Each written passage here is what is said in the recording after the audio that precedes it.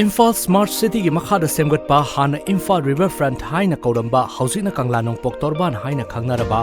Meeyamgi walking chatfam amadi cycle thufam oibada natana awa potafam amasu oiriba mafam ase ngasidi yamna ningthiliba mafam ama oibada natana miyoi kayagi pothafam amasu oiri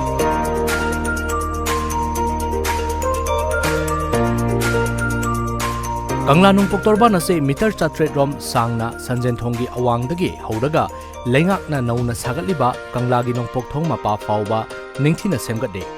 Kanglagi Nongpok Thong mapa fauba semgatliba ase khongna chatnaba lambi cycle track famfam open gym achapot chafam food plaza performance stage pigliba ngang singi sanafam kaya su thamduna mafam asida lakpa singi pukning chingsile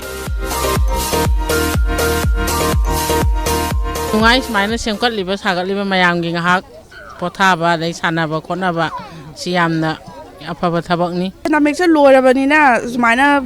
Sunday gumba lakpada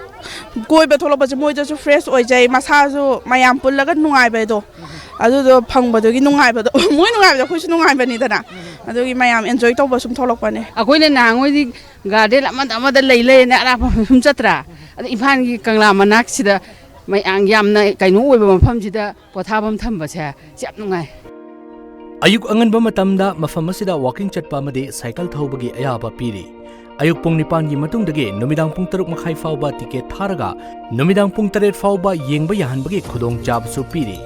Imphal Smart City dagi fangba pauda Smart City na miyoi khara neklaga mafam ase senahanabagi thabak tawri kanana chapchan senabagi thabak tawhangadagi haibadudi athubada tender tawragani hairi Hauzik mafam asida miyoi amada entry fee oina lupa kun kaklaga changhanabagi thabak chathari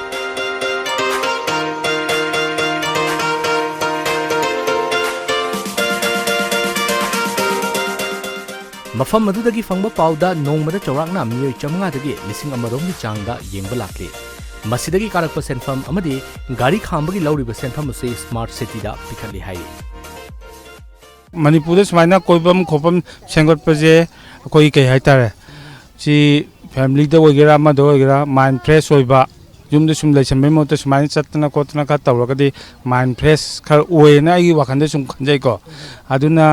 Sumbaje akuna government yam thagat chaningi amatamda yumda leibase mobile na so yamba yenga leiba asmaina sanabam park kumba khalaita di angangsi puraga koina sanata da taradi moida su moigi physical da su mentally loinamak masaje nungai gadaba oibani na smaina anakpa jaga da bazar seista sembase siam nungai sorok ta chat khotna chong mkhon pa pham khoi ware suma yam loli ob jaga leidana se sidi kana su accident tawra kana thingjenero am jagam tawroi sidi yam phabane ne thagali hanan thagali lengak ta han thagali agi ai motri Nakalamromda cycle track thamduna cycle thawbi khudong chaba pirabasu yengba lakpa mi gi masingna yam khibana cycle thawbada khudong chadabasu mayuk nei haibo wafam cycle thawriba singna thamlakli haujimaki oinadi mafam aduda cycle tara rom thamduna sale tingdana thawhanbagi khudong chaba piri Khara leraga cycle sing asi mobile app amagi makhada sale piraga thawhanabagi thorangsu tawri hairi asigumba development lakpase yam phai habadi kai haitare hoi youth singisu ahanlamangi singisu aduga kai gisu refreshing oiba mafam oina ko lakpo oijai cycle gi je hujik je cycle je thawba jaga je phangdre dana ado sida laga ngahaka cycle thawbu je am phaiba ado da medium chinabana cycle thawbu di nungai tare Kamingonda tengjang khojang gadrana yangwana tap na thor lai kaino di cycle je sidi khong du chatle cycle du chatle nuai te dana cycle dangi oina side amada ga thobam ga sema di am fani khalle waba matamda si mafam jela pothaba adogi mi myam thengnaba khotpa adogi sarkar da su yamna thagat ningai oi habedi ngahaktang mi myam thengnaraga punba khotpa smain to buse saina haijaningi Amromda numidangi matamda makhal mathel gi light sing season aduna Kangla Nongpok Torban gi masak hena fazahali Masida natana Kanglagi yamna maru oiba saruk ama oiriba Nongpok Thong asina amuk hena Meeyamgi Pukning Chingsinpham ama oiri mafam asida pothaba lakliba ahal oiraba singi oina changbagi lauriba mamalasi khara makhai hanthanabagi apambasu fongdok marakli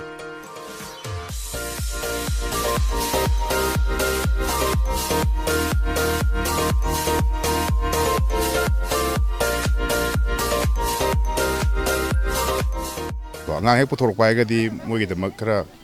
nungai ga da jaga sing adu mathok tabra hapkat haning bagi apam bu dum leje adu sarkar na madum hapira ga di hena koi